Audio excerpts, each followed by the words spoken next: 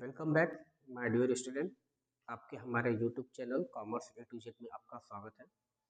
और इसी सिलसिले में अब हम लोग अपने क्लास 12th के अकाउंटेंसी में कंपनी अकाउंट्स का फर्स्ट चैप्टर शेयर का एक शॉर्ट रिवीजन वीडियो करेंगे, जिसमें कंपनी के शेयर अकाउंट से रिलेटेड जितनी भी अकाउंटिंग ट्रीटमेंट होती है, जर्नल एंट्री होती है, उसको टॉपिक वाइज हम लोग रिवाइज करेंगे।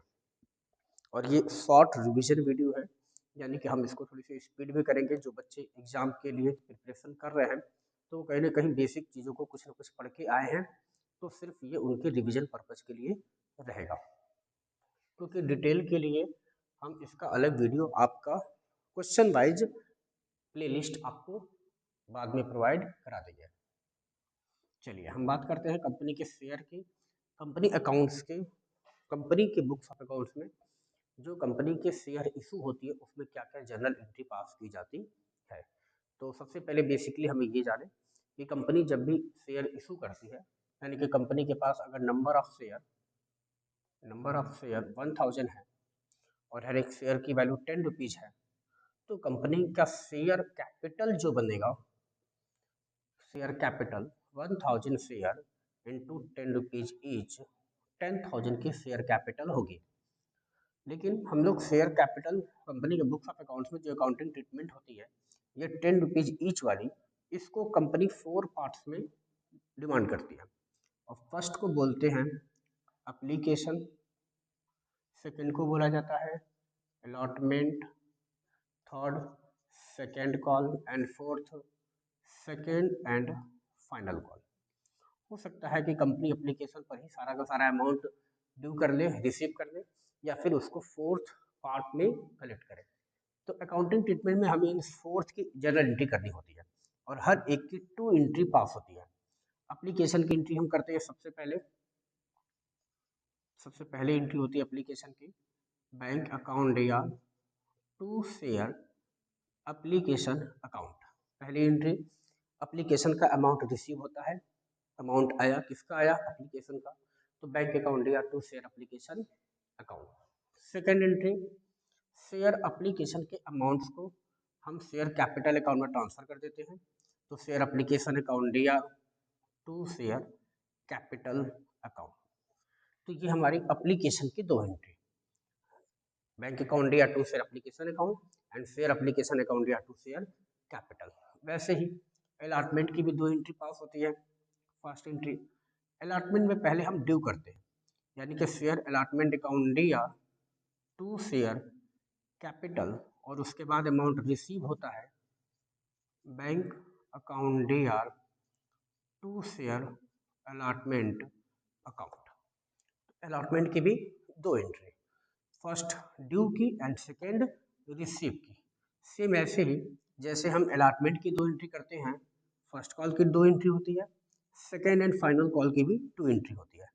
इस एंट्री में डिफरेंस सिर्फ यही है कि जब हम अलॉटमेंट की ड्यू करते हैं तो शेयर अलॉटमेंट अकाउंट या to share capital and bank account या टू शेयर अलॉटमेंट। ध्यान दीजिएगा, जैसे ही हम लोग फर्स्ट कॉल की ड्यू करते हैं तो अलॉटमेंट की जगह पे हमारा फर्स्ट कॉल आ गया, शेयर फर्स्ट कॉल अकाउंट या to share capital account, bank account या to share first call account. वैसे ही सेम सेकंड कॉल की एंट्री, अगर हम सेकंड की 2 एंट्री करते हैं तो शेयर सेकंड कॉल अकाउंट या to share capital, bank account या to share second call account. यानी कि ये बेसिक 8 एंट्री है और 8 एंट्री हमको बेसिक पता रहेगी, तो फिर उसके आगे हम लोग उस पर प्रीमियम वगैरह, अदर देन कैश वगैरह, ओवर सब्सक्रिप्शन, फॉर फीचर, ये सारी एंट्री इजीली कर देंगे। तो सबसे पहले तो हमें ये बेसिक 8 एंट्री अच्छे से लर्न होनी चाहिए। चलिए हमारे साथ फिर से एक बार रिवाइज करते हैं।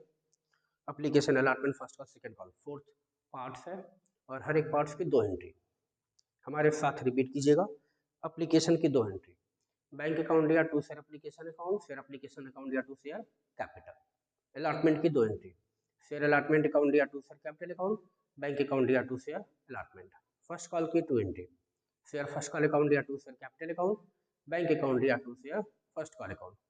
सेकंड एंड फाइनल कॉल की 2 entry, share second and final call account या to share capital, bank account या to share second call account. तो सबसे पहले हमें ये बेसिक 8 एंट्री पता होनी चाहिए। अब इसके अमाउंट की बात करें तो ये 4 पार्ट्स 10 रुपीज़ की होगी। चलिए सपोज करते हैं कि एप्लीकेशन का 2, अलॉटमेंट 3, फर्स्ट कॉल 1 और सेकेंड कॉल 4, 2, 3, 5, 1, 6 और 4, 10। ये 10 रुपीज में हमारे अमाउंट कलेक्ट हो जाएगी। तो अप्लीकेशन में कितना अमाउंट दिखाएंगे? 1000 शेयर इंटू अप्लीकेशन का रेट 1000 इंटू 2, तो यहाँ हमारा आ गया 2000। अलॉटमेंट की एंट्री करेंगे तो अलॉटमेंट के रेट से 1000 इंटू 3, 3000 और 3000। वैसे ही फर्स्ट कॉल की एंट्री करेंगे तो 1 के रेट से और सेकंड कॉल की एंट्री करेंगे तो 4th के रेट से। ये हम अमाउंट निकालेंगे। इसको हम लोग बोलते हैं फुल्ली सब्सक्राइब्ड। फुल्ली सब्सक्राइब यानी कि कंपनी ने जितना शेयर इशू किया उतना शेयर होल्डरों के द्वारा अप्लाइड हो गई। तो जितना अप्लाई हो गया वो हमने पूरी एंट्री कर दी। तो ये बेसिक चीज़ें थी। अगर अंडर सब्सक्रिप्शन का केस है कि कंपनी ने शेयर इशू किया 1000, क्या केस आ रहा है? Under subscription. अंडर सब्सक्रिप्शन यानी कि कंपनी ने शेयर तो इशू किया 1000, लेकिन पब्लिक के द्वारा जो अप्लाइड हुआ टोटल शेयर, वो शेयर हुए 800। तो इस केस में हम जो भी अकाउंटिंग ट्रीटमेंट करेंगे, ये सारे के सारे अप्लीकेशन, अलॉटमेंट, फर्स्ट कॉल और सेकंड कॉल के रेट को किस पर लेंगे? 800 पे लेंगे। फिर हम 1000 का यूज नहीं करेंगे। इसको बोलते हैं अंडर सब्सक्रिप्शन। यानी कि जब कंपनी ने पूरी शेयर कंपनी इशू तो की बट पब्लिक के द्वारा अप्लाइड नहीं हुआ, तो जितने शेयर अप्लाइड होंगे उसी की company application, allotment, first call, second call की एंट्री करती है। चलिए, तो ये हमारी बेसिक 8 एंट्री है। अब केस 2, थोड़े से आगे बढ़ते हैं। केस 2 में आता है share issue at premium. Share issued at premium. Company ने शेयर को प्रीमियम पर इशू किया, यानी कि जो कंपनी का रेट है 10 रुपीज, इससे एबव रेट पर कंपनी ने शेयर इशू किया। सपोज करते हैं कि प्रीमियम का रेट 2 रुपीज है। हमेशा ये परसेंटेज आपको क्वेश्चन में कभी कभी रेट दे देता है, कभी परसेंटेज पे पूछता है कि 10% प्रीमियम है। प्रीमियम किस पर है? 10%। और 10% कैसे निकालेंगे? ये जो रेट है 10 रुपीज का, इसका हम 10% निकालेंगे। क्या रुपया आएगा? 1 रुपीज। अगर क्वेश्चन में बोल दिया 20% निकालना है तो 10 रुपीज का 20% कितना आया? 2 रुपीज। तो परसेंटेज में देगा तो हम रेट का परसेंटेज निकालेंगे, ये हमें ध्यान देनी है। अब बात करते हैं जनरल एंट्री की। तो एप्लीकेशन पे अगर हमारी शेयर इशू हुई है तो जनरल एंट्री तो हमारी कोई चेंज नहीं होगी, लेकिन जब भी शेयर प्रीमियम पर इशू होता है तो वो कंपनी के लिए प्रॉफिट होती है। तो उस केस में कंपनी हमेशा शेयर प्रीमियम पर जब भी इशू करती है तो उसको क्रेडिट करती है टू सिक्योरिटी प्रीमियम। यानी कि जिस पर भी प्रीमियम होगा वहाँ की एंट्री में टू सिक्योरिटी प्रीमियम इंक्लूड हो जाएगा। चलिए, जैसे मानते हैं कि हमारा प्रीमियम जो है वो अप्लीकेशन पर ही है, तो अप्लीकेशन पर अगर प्रीमियम है तो अप्लीकेशन में पहले रिसीप्ट की एंट्री होती है, बैंक अकाउंट या टू शेयर अप्लीकेशन। तो यहाँ पर प्रीमियम के साथ हम अमाउंट लेंगे। यानी कि अगर ये 2 रुपीज अप्लीकेशन पे है तो पहले तो अप्लीकेशन का रेट 2 रुपीज था, अब 2 रुपीज प्रीमियम भी हो गया। अब कितना रेट हो गया प्रीमियम का, अप्लीकेशन का? 4 रुपीज। तो 4 इंटू 1000, अब ये अमाउंट रिसीव होगा 4000 प्रीमियम के साथ। Second entry, share application account या टू शेयर कैपिटल और टू सिक्योरिटी प्रीमियम। यहाँ हम प्रीमियम को अलग क्लासिफाई कर देंगे, 4000, 2000 एंड 2000। यानी कि सिक्योरिटी प्रीमियम हमारा शेयर कैपिटल के साथ क्रेडिट हो जाएगा। अगर क्वेश्चन साइलेंट है कि प्रीमियम किस पर है तो हमेशा हम उसको अलॉटमेंट पर एज्यूम करते हैं। तो बेसिक एंट्री के साथ देखिए, सिक्योरिटी प्रीमियम क्या करना है, हमें ड्यू के साथ क्रेडिट कर देनी है। यानी कि अगर अलॉटमेंट पर प्रीमियम है, किस पर प्रीमियम है? अलॉटमेंट पर, तो अलॉटमेंट की एंट्री करते हैं शेयर अलॉटमेंट अकाउंट या to share capital to security premium. और सेकेंड एंट्री सेम होगी, बैंक अकाउंट या टू शेयर अलॉटमेंट अकाउंट। तो सेकेंड केस यानी कि शेयर अगर इशू होगा प्रीमियम पर तो टू सिक्योरिटी प्रीमियम हमारी क्रेडिट हो जाएगी। Third, share issue at discount. तो as per the company rules है कि शेयर को डिस्काउंट पर इशू नहीं कर सकते। कुछ स्पेसिफिक केस हैं जहां पर इशू होती है और वो हमारे इस अकाउंटिंग ट्रीटमेंट का पार्ट नहीं है, तो हम उसको यहाँ डिस्कस नहीं करेंगे। चलिए, हम केस थर्ड की बात करते हैं। शेयर इशू एट प्रीमियम हो गया। थर्ड बात करते हैं calls in arrear. Case third, क्या टॉपिक आपको दिया? Calls in arrear. Arrear arrear क्या होता है कि कोई भी शेयर होल्डर, इस क्वेश्चन को ध्यान से अच्छे से देखिएगा, कोई भी शेयर होल्डर अगर फर्स्ट कॉल या सेकेंड कॉल अलॉटमेंट किसी का भी अमाउंट्स अगर पे नहीं करता, अप्लीकेशन दिया, अलॉटमेंट दिया, फर्स्ट कॉल दिया, सेकेंड कॉल नहीं दिया, तो उसको हम लोग बोलते हैं कॉल्स इन एरियर, यानी कि सेकेंड कॉल का अमाउंट हमें रिसीव नहीं हुआ। तो जब भी हम सेकेंड कॉल की एंट्री करेंगे, सेकेंड कॉल की एंट्री करेंगे तो फर्स्ट एंट्री होगी share second and final call account DR to share capital. Due की एंट्री में कोई चेंजेस नहीं, लेकिन जब आप रिसीव की एंट्री करेंगे तो बैंक अकाउंट डीआर और इसी के साथ जो हमारा एरियर है वो डेबिट हो गया, calls in arrear account DR to share second call account. Second call के साथ आप फाइनल वर्ड जोड़ सकते हैं, ऐड कर सकते हैं। तो क्या करना है हमें, जब भी एरियर होगी तो कॉल सिंस एरियर को डेबिट करेंगे, किसके साथ? रिसीव की एंट्री के साथ। तो रिसीव की एंट्री क्या होती है? बैंक अकाउंट डी आप टू शेयर, अलॉटमेंट की है तो अलॉटमेंट, फर्स्ट कॉल किया तो to share first call, second call किया तो टू शेयर सेकेंड कॉल। और second entry bank account D R calls in arrear account D R. आपको ध्यान रखना है कि कॉल्स इन एरियर को हमें डेबिट कर दिया, जो भी हमारी एरियर लगे, यानी कि 4000 के रेट से, 4 रुपीज़ के रेट से अगर 1000 शेयर कंपनी ने इशू किया है तो कोई मिस्टर एक्स हो सकते हैं जिन्होंने इस 1000 में 100 शेयर लिया है। कितने शेयर होल्ड किए हैं? 100 शेयर। इन्होंने इसका पैसा नहीं दिया, तो 100 शेयर इंटू 400 का अमाउंट हमारा कॉल्स इन एरियर में डेबिट हो जाएगा। यानी कि हमें ध्यान ये देना है कि जो एरियर लग रही है वो जो शेयर होल्डर जितने अमाउंट्स का पेमेंट नहीं कर रहे उसी से डेबिट करनी है। ऐसा नहीं है कि हम पूरे शेयर से ही एरियर करेंगे, ये ऑल शेयर होल्डर होते हैं, इनमें से कोई एक पर्टिकुलर शेयर हो सकते हैं जो कुछ शेयर होल्ड किए हैं और उसका अमाउंट नहीं दिए, तो इस केस में हम कॉल्स एरियर को डेबिट कर देते हैं। चलिए नेक्स्ट हमारा topic calls in advance, case 4 calls in advance. चलिए देखते हैं एडवांस का क्या केस है। तो एडवांस का मतलब ये हुआ कि हमें फर्स्ट कॉल का अमाउंट अलॉटमेंट पे रिसीव हो गया, या सेकेंड कॉल का फर्स्ट कॉल पे रिसीव हुआ, यानी कि कभी भी एडवांस रिसीव होगी तो हमें नेक्स्ट कॉल का अमाउंट पहले रिसीव होगा। इसका क्या मतलब है? अगर एप्लीकेशन पे एडवांस मिलेगा तो किसका मिलेगा? अलॉटमेंट का।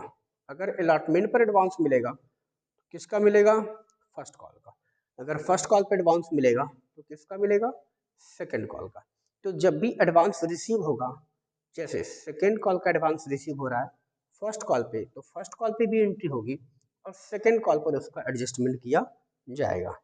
तो हम अकाउंटिंग एंट्री देखते हैं जब हम फर्स्ट कॉल की एंट्री कर रहे हैं। Share first call account D R to share capital, यानी कि हमारे ड्यू में कोई प्रॉब्लम नहीं है। सेकेंड एंट्री जब हम फर्स्ट कॉल की रिसीव कर रहे हैं तो bank account D R to share first call account and to calls in advance, यानी कि हमने फर्स्ट कॉल पे सेकेंड कॉल का एडवांस रिसीव कर लिया, और जब सेकेंड कॉल की एंट्री करेंगे, सेकेंड कॉल की जब एंट्री होगी तो share second call account D R to share capital and receive की entry bank account D R calls in advance account D R to share second call account. यानी कि simple सा concept क्या है कि जब सेकेंड कॉल का amount receive होगा तो रिसीव की एंट्री के साथ टू कॉल्स इन एडवांस, और वही सेम अमाउंट जब सेकेंड कॉल की आएगी, जब रिसीव होने की बारी आएगी तो जितना अमाउंट उसने ऑलरेडी एडवांस फर्स्ट कॉल को पेड कर दिया है वो उसको डेबिट होगा। ये सिंपल सा यही है, कि हमने जुलाई की फीस जून में ही दे दी, तो जून में रिसीव हुई तो रिसीव के साथ 2 कॉल्स इन एडवांस। लेकिन जब जुलाई की फीस की डेट आई तो उस टाइम पे हमने जितना अमाउंट पेड कर दिया जून का, उसके साथ में हमने कर दिया calls in advance account DR. तो रिसीव के टाइम पे फर्स्ट कॉल पे या किसी भी कॉल पे जब रिसीव हुई है तो 2 कॉल्स इन एडवांस और एडजस्टमेंट के टाइम में calls in advance account DR. तो हमारी सिंपल सी 4 केस हो गई। एक basic 8 entry, share issue at premium, calls in area, calls in advance. चलिए नेक्स्ट टॉपिक की बात करते हैं, share issue other than cash. Other than cash यानी कि अब कंपनी जो है वो कैश के लिए शेयर इशू नहीं कर रही है। कंपनी ने कोई एसेट परचेज किया या फिर कोई अंडरराइटिंग कमीशन की पेमेंट करनी हुई या फिर कंपनी ने किसी अनदर कंपनी को हायर किया है, परचेज किया है, एक कंपनी दूसरी कंपनी के साथ मर्ज हुई है, इन सारे केस में कंपनी शेयर इशू करती है, अदर देन कैश कहलाता है। यानी कि share issue other than cash, हमारे पास जनरल एंट्री जो भी होगी उसमें कंपनी किसी अनदर कंपनी की एसेट और लाइबिलिटीज को टेकन ओवर करेगी। क्या करेगी? किसी भी एसेट और लाइबिलिटीज को, दूसरी कंपनी के एसेट और लाइबिलिटीज को टेकन ओवर करेगी और उसके बदले में उस कंपनी को शेयर इशू करेगी। तो ये हमारा टॉपिक कहलाता है share issue other than cash. चलिए बेसिकली हम एक एग्जांपल और एक एंट्री करके इसको समझते हैं। क्या टॉपिक है हमारा? Share issue other than cash. क्या है? कंपनी जब भी किसी अदर कंपनी के एसेट को बाय करती है तो हम एसेट अकाउंट डीआर करते हैं, यानी कि कंपनी के पास एसेट आई और उसी के साथ अगर लाइबिलिटीज भी ले रही है तो वो क्रेडिट, यानी कि asset account DR to liabilities. Asset debit होगी, लाइबिलिटीज क्रेडिट, और इसके साथ एक पीसी बनेगी, परचेज कंसिडरेशन, कि हमें वेंडर को कितना पेमेंट करना है, तो उसको हम लोग बोलते हैं vendor. Vendor account DR, asset account DR to liabilities to vendor. अगर इस केस में हमने किसी कंपनी का एसेट 10 लाख का बाय किया, एक एग्जांपल क्रिएट करिए, ए लिमिटेड ने बी लिमिटेड के बिजनेस को टेकन ओवर किया, तो बी लिमिटेड के एसेट भी आएंगे, लाइबिलिटीज भी आएंगे, और कंपनी परचेज हो रही है तो उसके बदले में उन्हें परचेज कंसिडरेशन यानी कि बदले में कंपनी अपना शेयर इशू करेगी। तो जो एसेट आएगी वो डेबिट, जो लाइबिलिटीज आएगी वो क्रेडिट, 4 लाख। अब एसेट के अमाउंट्स के साथ लाइबिलिटीज एडजस्ट हो जाएगी और वेंडर को अमाउंट पेमेंट किया जाएगा 6 लाख। तो ये हमारा दोनों बैलेंस मैच कर जाएगा। बट ऐसा हो सकता है कि जो एग्रीमेंट बना वो बना कि वेंडर को 8 लाख पेमेंट करना है, कंपनी टेकन ओवर कर रही है और वेंडर को 8 लाख का पेमेंट करना है, ये पहले से एग्रीमेंट फिक्स है। और कंपनी की अंदर जो बी लिमिटेड की कंपनी हमने परचेज किया उसकी लाइबिलिटीज कितनी है? 4 लाख, जिसका हमें पेमेंट करना है, और उनकी एसेट कितनी है? 10 लाख। तो यहाँ पर हमारा डेबिट और क्रेडिट का बैलेंस फ्लक्चुएट किया, ये 8 लाख, ये 4 लाख 12 लाख और ये 10 लाख। 2 लाख हमने एक्सेस पेमेंट किया। कैसे एक्सेस पेमेंट किया? एसेट की वैल्यू 10 लाख की थी, 10 लाख का हम पेमेंट करते हैं, लेकिन लाइबिलिटीज 4 लाख की थी तो हम 4 लाख के लाइबिलिटीज का पेमेंट करेंगे। बैलेंस 6 लाख वेंडर को देते, लेकिन बैलेंस हम 8 लाख दे रहे हैं, तो 2 लाख जो एक्सेस पेमेंट हो रही है उसको हम ट्रीटमेंट करते हैं गुडविल, यानी कि कंपनी ने 2 लाख रुपीज का जो एक्स्ट्रा पेमेंट किया है वो उस कंपनी के गुडविल के लिए पेमेंट किया। तो अगर डेबिट फ्लक्चुएट करेगा तो गुडविल अकाउंट डीआर। लेकिन कभी कभी ये होता है कि कंपनी ने 10 लाख का एसेट बाई किया, लाइबिलिटीज 4 लाख की, और 6 लाख के जगह पे एग्रीमेंट 5 लाख का ही बना, यानी कि कंपनी ने 5 लाख का ही पेमेंट किया, शॉर्ट पेमेंट किया। तो इस केस में जो परचेजर कंपनी है उसको ये बेनिफिट हो गया, और ये कैपिटल नेचर की प्रॉफिट है, इसीलिए इसको ट्रांसफर करते हैं कैपिटल रिजर्व में। कितना अमाउंट? 1 लाख। यानी कि अगर डेबिट फ्लक्चुएट करेगा तो goodwill account D R, goodwill account D are. अगर डेबिट फ्लक्चुएट किया तो, और अगर क्रेडिट फ्लक्चुएट किया तो फिर कैपिटल रिजर्व। यानी कि सिंपल सी एंट्री क्या है, asset account D R to liabilities to vendor. Debit fluctuate कर रही है, डेबिट का बैलेंस कम है तो गुडविल अकाउंट, और क्रेडिट का बैलेंस कम है तो कैपिटल रिजर्व। और इसके बाद सेकेंड एंट्री, हम इस वेंडर को शेयर इशू कर देते हैं कैश के फॉर्म में, पेमेंट कर दीजिए। जो आप वेंडर को क्रेडिट किए हैं उस वेंडर को करिए debit, vendor account D R to share capital, या हो सकता है कि कुछ अमाउंट पेमेंट कैश में हो तो टू बैंक। ये हमारी सेकेंड एंट्री हो गई, vendor D R to bank to share capital. अब एक ट्रीटमेंट यहाँ फंसती है कि हम नंबर ऑफ शेयर जो कंपनी पेमेंट कर रही है, नंबर ऑफ शेयर वो कितनी होगी। तो जब भी नंबर ऑफ शेयर निकाले तो नंबर ऑफ शेयर्स के केस में अगर शेयर इशू एट पार है, एट पार का मतलब 10 का शेयर 10 पर इशू है। अगर कंपनी इशू कर रही है share at premium, premium means 10 का शेयर 11 पर इशू हुआ, और अगर कंपनी शेयर इशू कर रही है डिस्काउंट पर, यानी कि एट डिस्काउंट 10 का शेयर 9 पर इशू हुआ, तो उस केस में नंबर ऑफ शेयर जब भी हम लेंगे तो जो हमारी पीसी बनी, वेंडर को जो पेमेंट करना है, वेंडर का जो भी अमाउंट पेड होगा उससे डिवाइड करेंगे एक्चुअल रेट। अगर फेस वैल्यू सेम है तो 10, प्रीमियम है तो प्रीमियम की वैल्यू ऐड करके, और डिस्काउंट पर है तो उसको माइनस करके, और तब हमारा एक्चुअल नंबर ऑफ शेयर आ जाएगा। तो उस केस में हम सिक्योरिटी प्रीमियम और डिस्काउंट इन दोनों की अकाउंटिंग ट्रीटमेंट भी इजीली कर लेंगे। और अगर फेस वैल्यू पे आएगी तो फिर एट प्रीमियम और एट डिस्काउंट से कोई प्रॉब्लम क्रिएट नहीं होगा। तो ये हमारा केस था कंसिडरेशन अदर देन कैश, उसकी जनरलिटी क्या है, फिर से लास्ट रिवाइज करते हैं। Asset account D R, goodwill account D R to liabilities to vendor, ठीक है। और second entry, vendor account D R to share capital and to bank. अगर सारे के सारे अमाउंट शेयर कैपिटल, शेयर के फॉर्म में इशू हो रही है तो केवल शेयर कैपिटल, कुछ प्रोपोर्शन पार्शियली से इशू है तो शेयर कैपिटल में, पार्शियली पेमेंट है तो टू बैंक में। चलिए अब नेक्स्ट टॉपिक हमारा बच गया इस शॉर्ट रिवीजन में, फॉर फीचर का और फिर ओवर सब्सक्रिप्शन का। इस दोनों को हम नेक्स्ट सेकेंड वीडियो में कवर कर देंगे। Thank you.